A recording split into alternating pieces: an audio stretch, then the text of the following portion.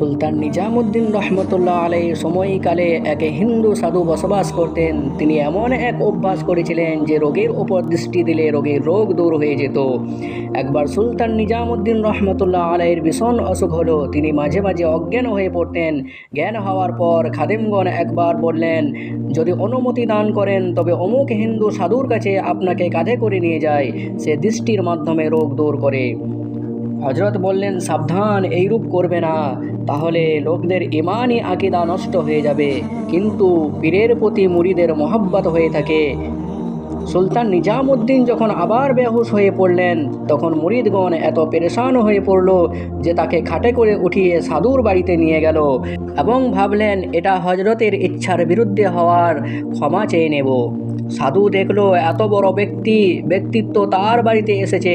সাধু তখন সব কাজ ফেলে দৃষ্টি ছুটে গেল সেই সুলতান নিজামুদ্দিন রহমতুল্লাহ আলাইহির খাটের কাছে এবং দৃষ্টি দিতেই এমনভাবে রোগ দূর হয়ে গেল যে সুলতান নিজামুদ্দিন রহমতুল্লাহ আলাইহি একেবারে উঠে বসলেন। মনে হলো যেন তার কোনো রোগই ছিল না। তিনি দেখলেন যে একটা হিন্দু সাধুর বাড়ি। বুঝতে পারলেন এরা আমার কষ্ট সহ করতে না পেরে আমাকে এখানে নিয়ে এসছে, তাই কাউকে কিছু বললেন না।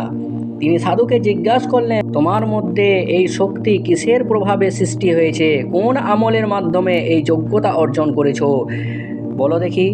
সাধু বলল, আমার মধ্যে শুধু একটি বস্তু আছে যা আমার ওস্তাদ আমাকে শিক্ষা দিয়েছেন, আর সেটা হলো তিনি বলেছিলেন সব সময় নফসের বিরুদ্ধে চলবে, অর্থাৎ তোমার মন যে কাজটি করতে চায় সেই কাজটি করবে না, আর যে করতে না চায় সেই কাজটি করবে।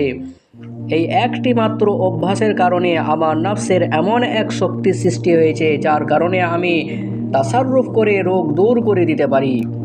একথা শুনে সুলতান নিজামুদ্দিন রহমতুল্লাহ আলাইহি জিজ্ঞেস করলেন, আচ্ছা বলো দেখি, তোমার কি মুসলমান হতে ইচ্ছা করে? সাধু বলল, না, মুসলমান হতে ইচ্ছা করে না। সুলতান নিজামুদ্দিন বললেন, তাহলে তোমার ওস্তাদের শিক্ষার উপর আমল হলো না। সাধু ভাবনায় পড়ে গেল।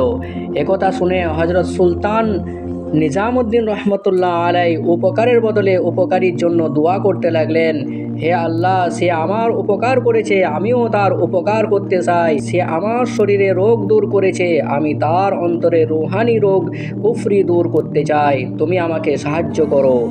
সাধু আর ঠিক থাকতে পারল না। একটি ঘূর্ণিঝড় খেয়ে গেল তার অন্তরে। তখন সে বলে উঠল, আল্লাহ ব্যতীত কোনো মাবুদ নেই, হজরত মুহাম্মদ সাল্লাল্লাহু আলাইহি সাল্লাম তার বান্দা ও রসুল। সুতরাং উপকারের বদলে অপকার বাস্তবায়িত হলো। সাধু মুসলমান হয়ে ইমানের সৌভাগ্য লাভ করলো।